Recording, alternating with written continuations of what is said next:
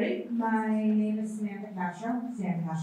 I work for TSW. We're a planning architecture and landscape architecture firm based out of Atlanta, but I am a project lead here in our Lexington office.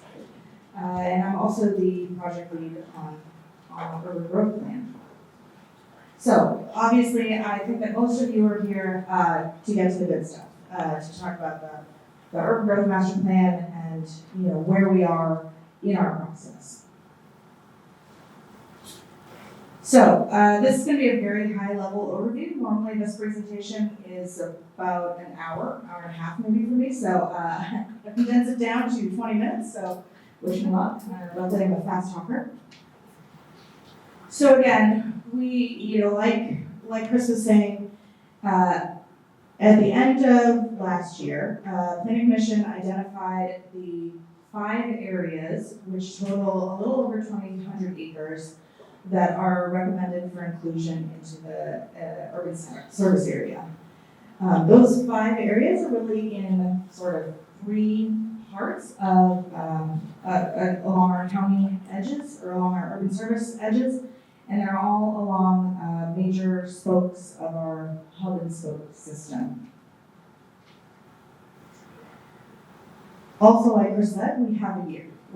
We started, our contract began November 1st, and we have until October 31st of this year to come up with a master plan for 2,800 acres. So to wrap your head around that, we're master planning what is the equivalent of several large towns. So yes, that's where we are at, which is why we're saying we're trying to collect as much information as we can, but also move as quickly as we can. We moved through part 1, which was gathering information and input, and that's everything from looking at existing conditions, getting out on the sites, meeting with stakeholders, property owners, developers, everyone from Lexington to the transportation cabinet, Fayette County Public Schools, pretty much every division you can imagine within the city. We're really trying to, hear from everybody in the room as much as possible. We also had, in November, we had a project information kind of open house at Gray Line Station. I see a lot of you were there, and we appreciate everyone's feedback. We also had a survey that was online that kind of tried to match up the priorities that we had heard from sort of the on the table information gathering that came out of the comprehensive plan and see how that aligns then with the idea of expansion areas and how those two tie together. We then moved into, and we're sort of in the middle now of our building, our concepts, and our draft plan. You'll see we have our initial concepts. We're in the middle of refining those concepts, so those aren't quite ready for public consumption, but the end of July is sort of when we're targeting, or mid-July I would say actually. But what I want to show is really how we're getting to that process. And then part 3, which sort of comes in the summer and into the fall, is what I like to call the carrots and sticks. So the sticks are the, how do we align our regulations, all the place builder and whatnot, to ensure that the visions that we're building for the community are what comes out and what actually gets built. And then the carrots are how we incentivize developers to want to build like we want them to. So, refocusing, this is a long-range process, or a long-range plan, a long-range vision. This is a 20-year vision. So, I think that there's a lot of fear out there that you're going to see people breaking ground, the next year or so. That's not the case. Everything in planning takes more time than you think it's going to. And like Chris said, we are trying to get as much out of these potential expansion areas as we can to not have to come back, every few years and expand that urban service area. So to take a little bit of a step back, I want to look at really what happened in our, in the past. So if we go back to the 1996 expansion, which was the last time we expanded, which is, almost 30 years ago now. There's quite a lot of lessons that we can learn from that. As you can see, this is really where the plan stopped. The plan stopped at sort of the high level conceptual phase, which is very similar to the phase that we're at right now. But learning from this, we also realized that we probably should have gone a little bit further, because maybe we didn't get exactly what we wanted to, and this didn't set up enough of a vision. So some things that were done well, looking at sort of these big infrastructure pieces. So some of our road systems, really starting to think about those complete streets, how we're looking at boulevards and including bicycle and pedestrian infrastructure much more heavily into what we're doing. So this is obviously a polo club. Also thinking about stormwater on a much more large-scale regional view, and how to incorporate that into the developments as an amenity. Some things maybe we didn't do so well. That red area that you can see in the center was supposed to be a community center, which was supposed to be, like your neighborhood gathering spot. I think we all know that what it became was the Costco, Starbucks, Walgreens. So I don't know about you, but that's not what I think of when I think of community center. Another thing that we sort of don't see out there very much is housing variety. And that was actually really pushed for in the plan. They sort of put a maximum on how much housing density they wanted to see, which also meant that we sort of got kind of a continuation of our very typical suburban large lot cul-de-sac development. So we're not seeing a ton of housing variety out there. While people love living out in Polo Club, we're also finding that that's not sustainable for the long-term growth of Lexington. And a few last things. I mean, I could go on and on about lessons learned, but some things from an urban design perspective, my little issues that I see, that down on the left, that is a park, or it's sort of behind everybody's back of house open space. So at a certain point, those feel very privatized and like we can't use them. And so the idea is like we are trying to move into making parks and open space very much at the forefront of how we design. Another thing that is that we're seeing, and you all have, I'm sure, have been out there and have seen it, is the fact that a lot of times parks and schools are sort of come at the end, and they get the pieces of land that nobody wants or nobody wants to deal with, rather than being sort of the center focus of a community and building up your neighborhood around. So let's talk a little bit about how we approach things as a design firm.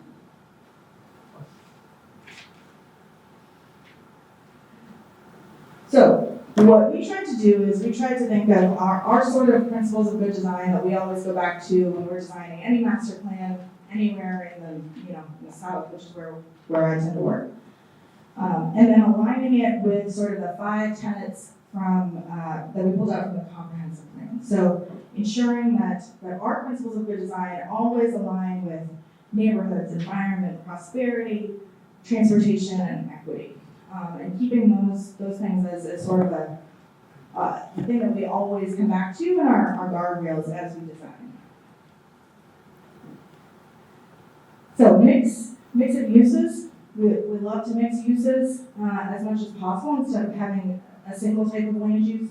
Mixing of uses helps to foster that really sort of amorphous quality of life aspect that people are always looking for. That live, work, play. I'm sure you guys have heard that big thrown out. Mixing housing. This helps provide for we did some market research at the beginning of the project, and we're seeing very much that more and more people are looking for different kinds of housing, different types of housing. People are moving away from wanting the large lot single family, while that is still, a lot of people's American dream. A lot more people want to be able to age in place and be able to walk to their local coffee shop, or maybe even live above their local coffee shop. So by providing a variety of housing, we also are trying to start to push that envelope of making some of that housing more attainable. It also then releases some of the pressure we've seen in other parts of the country. When you start to do that, it releases the pressure from some of your infill neighborhoods. So while we talk about, affordable housing and how we get that out here, I think part of what we need to be thinking about too is the fact that if we are just providing a lot more and different types of housing stock out in these expansion areas, it helps to relieve pressure on places like the north side, where you're continuing to see developers coming in and poaching up, small homes. Density, we like to use the term gentle density. I know that sounds very jargon and very clearing. But what we're really trying to say with gentle density is how can we get density, but so that it still feels like a human scale and still encourages walkability. So encourage you to want to walk around, so you don't feel like you're, in with all these tall skyscrapers, but you feel comfortable and but you're also getting a lot more use out of the land. Another lesson learned, hard learned, is connectivity. So this is the Childsburg area, and there were very purposeful moves to not have any future connections or stub roads into areas where there might be expansion. So we're trying to flip the script on that, and we're really trying to push for increased connectivity, because by increasing your options of which way you travel, it makes your route or your path more interesting. It helps reduce traffic, and it also helps in terms of safety, in terms of how quickly an emergency vehicle can get to you wherever you are.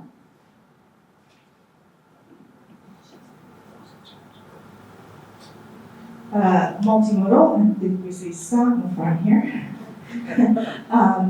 Multimodal transportation is really a lot of it has to do with recreation, health, getting people out of their cars and out, able to explore their neighborhoods, but it's also a really big equity driver. We're very much trying to switch how we think about equitable access to things and not relying on personal vehicles as much. So let's get into the meat of it.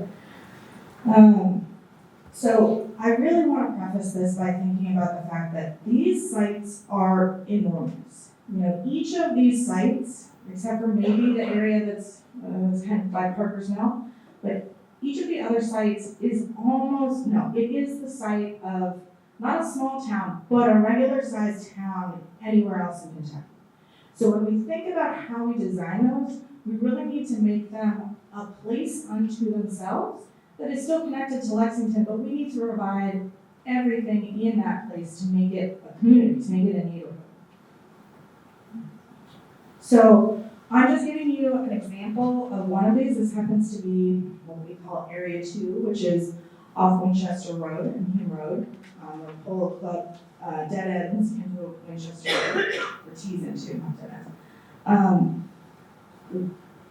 It's just an example of some of the site conditions that we're considering throughout, but I couldn't go into detail about each of the concept areas, because I know each of you in here probably has a different area that you're passionate about. I'd love to talk to you more about that afterwards. I'm here for it. But some of the site considerations that we were trying to really dig into are how the land is currently being used, what sort of natural features we need to work around. So in a lot of cases, that's stormwater, floodplains, potential sinkholes, and then how the site can be accessed by roads. You'll see pretty much across the board in these sites, we are very constrained by the fact that most of them are bordered by, either a highway or a neighborhood or farms that there's really, we're just accessing most of these places in and off of a major arterial, which is not really ideal. We like to connect to an existing street network. So in this case, we're almost having to build our own street networks. So I put the little scan button at the top corner. That way you all can pull up the 5 concepts. So you can sit there, ignore me, dive into the concepts as you look at them, whichever one you're kind of most interested in. But I really wanted to highlight sort of some of the high-level recommendations for each. You'll see them play out. So sort of what the colors mean initially, they're ranging from this light yellow, which is we're calling a low density, but I want to note that low density here is still pretty high. It's still above 8 dwelling units per acre. We'll get into a little bit what that means or what that looks like.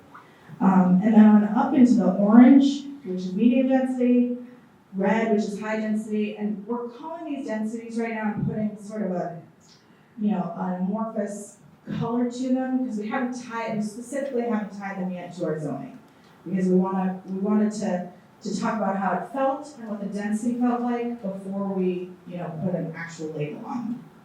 And then the sort of hatched areas that you're seeing are really where we're trying to focus our neighborhood hubs. So just think of those as your town centers. So, there's a town green surrounded by some shops on the first floor, maybe some apartments up above. Maybe there's a school or a library that's also, associated with that town green.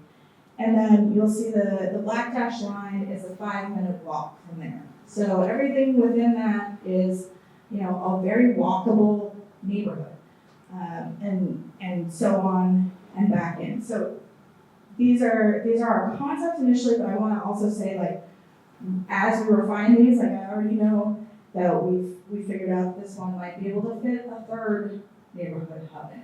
So these are iterations. The other thing that we really tried to look at, really even before we laid out the land use, was what we call non-buildable areas. So that was excluding all of our floodplains, excluding our sinkhole areas, but not taking them out as in we're taking these out and we're going to ignore them. It's those areas that we're trying to then use as the spine for our greenway and our trail systems and our open space systems. So how can we amenitize those and then start to form our neighborhoods off of that? You'll also see there's sort of different sizes and widths of the white lines, and that starts to get at a hierarchy of roads. So thinking from boulevard scale roads on down to local roads, and then even some of the dash lines go off into the edges, and that's where potential future connections could be made. And those, we also want to really think about the fact that one of the things that gets you a lot of affordable housing or a lot more attainable housing is transit. We're quite a ways away from transit in most of these areas, except for maybe this one. So how do you start off with trail-oriented development? A lot of you have heard of transit-oriented development, but how do you start off with trail-oriented development that can then someday become transit-oriented development? So how do you start to build those pieces to eventually be there when LexTran is ready to come on board and to get out to these areas? And then finally, of course, like I was saying, the inclusion of what I like to call civic infrastructure, which I think of is as important as your roads and your stormwater is like I was saying, the civic pieces of it. So your parks, your schools, your fire stations, where do those fit in? And thinking of those as important as you do other types of utilities and infrastructure. So right now we're moving from this is just an example of what it looks like when we move from an initial concept into our more refined concepts.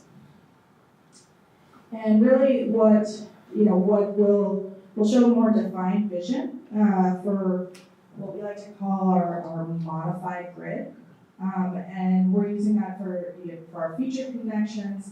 You'll also see us start to lay out potential buildings, and that we really just do that to ensure that you can fit all manner of building types within this modified grid. But the idea is that this is setting a vision for the future that developers should follow.